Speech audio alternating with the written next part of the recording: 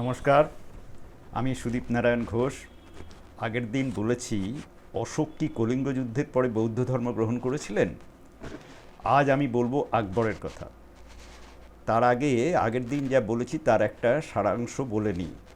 স্বাধীনতার পর ভারতের প্রাথমিক থেকে বিশ্ববিদ্যালয় স্তর অবধি সারস্বত বৃত্তে শেখানো হয় যে হিন্দু অশোক অসম্ভব হিংস্র অত্যাচারী রাজা ছিলেন।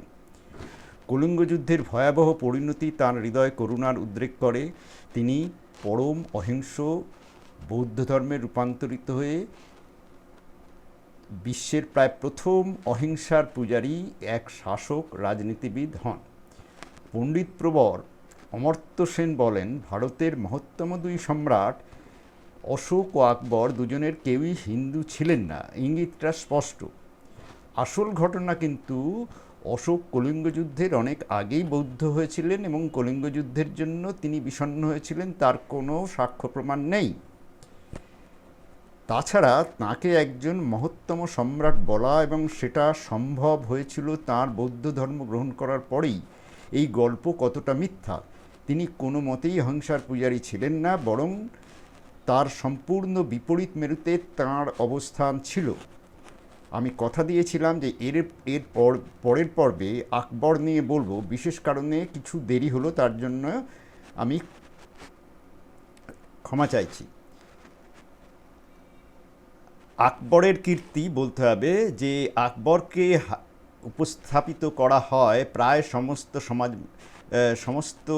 সারস্বত বৃত্তে, সমস্ত গবেষণা চক্রে, বিশ্ববিদ্যালয় সর্বত্র দেখানো হয় যে আকবর এক মহান ধর্মসহিষ্ণু উদার চেতা মানুষ ছিলেন।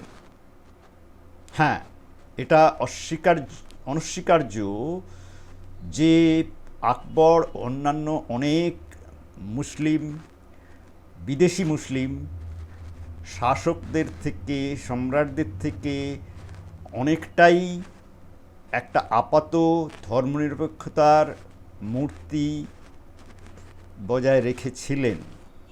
কিন্তু তিনি ছিলেন সবচেয়ে চতুর এবং দূরদর্শী একজন রাজনীতিবিদও।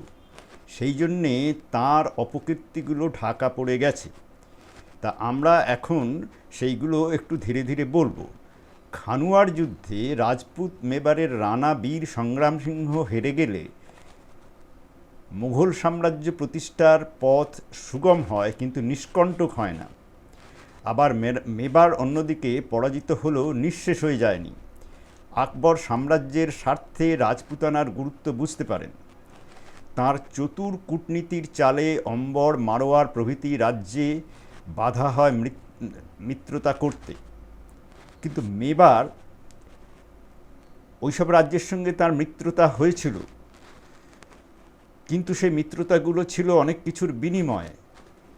সেই প্রবল সশস্ত্র বাহুবলের কাছেই ওইসব রাজ্যগুলো পরাজিত হয়েছিল। কিন্তু এদের মধ্যে ব্যতিক্রম ছিল মেবার। মেবার কখনো মাথা নোয়ায়নি।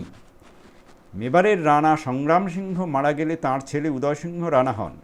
আকবর তাকে নথি স্বীকার করতে বললে তিনি অগ্রাহ্য করেন। আকবর মেবার আক্রমণ করে অবরোধ করেন।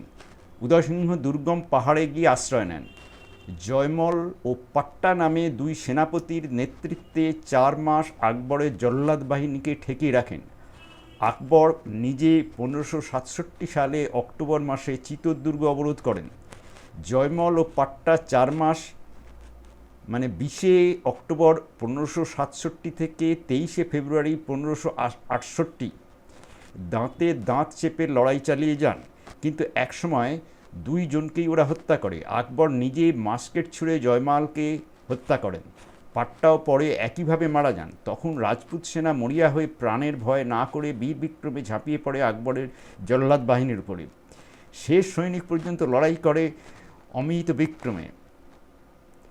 রাজপুত রমণীরা বুঝতে পারে তাদের পরাজয় হবে, আর তখন তাদের উপর নেমে আসবে বলাৎকার। তাই হাজার হাজার হিন্দু রাজপুত নারী আগুনে পুড়ে আত্মহত্যা করেন। এটা প্ররোচিত গণহত্যা, গণ আত্মহত্যা, যা আসলে গণহত্যারই নামান্তর। যতই আড়ম্বর করে জহরব্রত নাম দেওয়া যাক, নিষ্ঠুরতার কালি ঢাকা যাবে না। চিতোরদুর্গ দখল করে দিনের পর দিন দখল করে আকবর যখন সেটাকে পরাজিত সেই দুর্গ পুরোপুরি অধিকার করেন, তখন তিনি নির্বিচারে হত্যা শুরু করেন দুর্গবাসীদের। সমস্ত সাধারণ নাগরিক তার মধ্যে ছিল, বেশিরভাগই সাধারণ নাগরিক। আবুল ফজলের মতে এই নিহতের সংখ্যা 30,000, কোনো কোনো মতে এই সংখ্যা 40,000। এরপরই ফেব্রুয়ারি মাসে রণথম্বরের সুরজানা হর আকবরের কাছে আত্মসমর্পণ করেন, ভয়েতে, ভক্তিতে নয়, এবং তাঁর সাম্রাজ্যের পরিষেবায় যোগ দেন। বুন্দেলখণ্ডের কালিঞ্জরের প্রধান সেই বছরেই তাঁকে অনুসরণ করেন। 1570 সালে বিকানির ও জয়সলমীরের মানুষরা, শাসকরা শুধু আত্মসমর্পণ করেননি, তাদের কন্যাদের আকবরের সঙ্গে বিবাহ দেন। এগুলো কিন্তু কোনো ভালোবাসা থেকে হয়নি। আকবরের নিষ্ঠুরতার কাহিনী তখন রাজস্থানের কোনায় কোনায় ঘুরছে। 30,000 হিন্দুর গণহত্যার ফল। সবাই এরা সৈন্য ছিল না, বেশিরভাগ, মানে 98% ছিল অসামরিক মানুষ। এবার দ্বিতীয় এটা হচ্ছে আকবরের দৌত্যগিরি এবং হিন্দু বিবাহ করা। আকবরের হিন্দু কন্যাদের নিজে বিবাহ করা ও অন্য মুসলিম পুরুষদের সঙ্গে বেছে বেছে হিন্দু কন্যাদের বিবাহ দেওয়া ছিল লাভ জেহাদের আনুষ্ঠানিক সূচনা। কোনো ধর্মীয় উদারতা থেকে তিনি এটা করেননি। তাছাড়া রাজকার্যে যোগ্য মুসলিমের সংখ্যা কম ছিল, তাই হিন্দু মেয়েদের বিবাহ বন্ধনে আবদ্ধ করে তাদেরই পুরুষদের রাজকার্যে নিয়োগ করলে সেই কাজ রাজকর্মচারীদের নিয়ন্ত্রণে রাখা সুবিধাজনক। এই কূটনৈতিক কৌশল ঐতিহাসিকরা কেন ধরতে পারেন না তা জানি না। তিন নম্বর হচ্ছে হারেম। আকবর হারেমের মতো জঘন্য কুৎসিত নারকীয় প্রথার প্রবর্তক ছিলেন। অন্তত তিনি একে এক শিল্পের পর্যায়ে নিয়ে গেছিলেন। তিনি সাম্রাজ্যের বিভিন্ন জায়গায় মেলার আয়োজন করতেন এবং সেখানে চড় ছেড়ে দিতেন। মেলায় সব সময় যেমন হয় সেই যুগেও মহিলারা আসেন বেশি সংখ্যায় এবং তাদের প্রায় সবই হিন্দু, কারণ পর্দা প্রথার কারণে মুসলিম নারী এবং তাদের সংখ্যাও যথেষ্ট কম ছিল, তারা প্রায় থাকতোই না। সেই চরেরা হিন্দু নারীদের তুলে নিয়ে যেত এবং তাদের স্থান হতো আকবরের হারেমে। সেখানে প্রায় কয়েক হাজার হিন্দু নারী ছিল এবং তাদের নারকীয় দুর্দশার বর্ণনা আমরা বহু লেখকের কাহিনীতে পেয়েছি। সেই সমস্ত গল্প কথা সেই বইগুলোতে আছে, একটু দেখে নেবেন। এরপরে তিনি কি করলেন, তিনি উপনিষদের ভুল ব্যাখ্যা দেওয়ার জন্য আল্লোপনিষদ নামে এক গ্রন্থ রচনা করান। তার সর্বধর্ম সমন্বয় প্রচেষ্টাকে অনেক ঐতিহাসিক ব্যর্থতার মিনার বলেন তার দম্ভের চূড়া।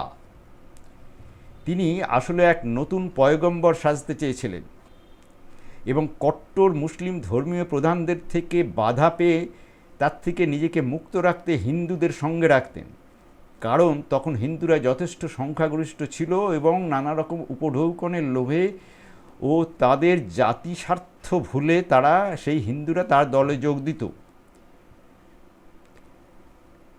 কাজেই আকবর যা করেছিলেন, আকবর আরও একটা কাজ করেছিলেন। তিনি তার অত্যন্ত ঘনিষ্ঠ সহচর বৈরাম খানকে হত্যা করিয়েছিলেন। এই বৈরাম খানের মা তাকে পালন করেছিলেন এবং যেই বৈরাম খাঁ তার কিছু ব্যাপারে তার নিজস্ব মত প্রকাশ করলে তিনি সেটা সহ্য করতে পারেননি এবং দুজন আফগান চরকে দিয়ে তিনি তাদের নিষ্ঠুরভাবে হত্যা করিয়েছিলেন। সেই দুই চর প্রথমে তাকে পিঠে ছোড়া ঢুকিয়ে দেয়, তারপর তার মাথায় ছোড়া ঢুকিয়ে দেয় এবং তিনি মারা যান। কাজে আকবর কতটা ধর্মসহিষ্ণু, কতটা উদার ছিলেন তা এই সমস্ত গল্প থেকে প্রচারিত হয়। আমি আজ এখানেই শেষ করছি। অনুষ্ঠানটা ভালো লাগলে লাইক, শেয়ার, কমেন্ট ও সাবস্ক্রাইব করতে ভুলবেন না। যদি কোনো ভুল থাকে অবশ্যই জানাবেন, আমি সংশোধন করার সুযোগ পাব। নমস্কার।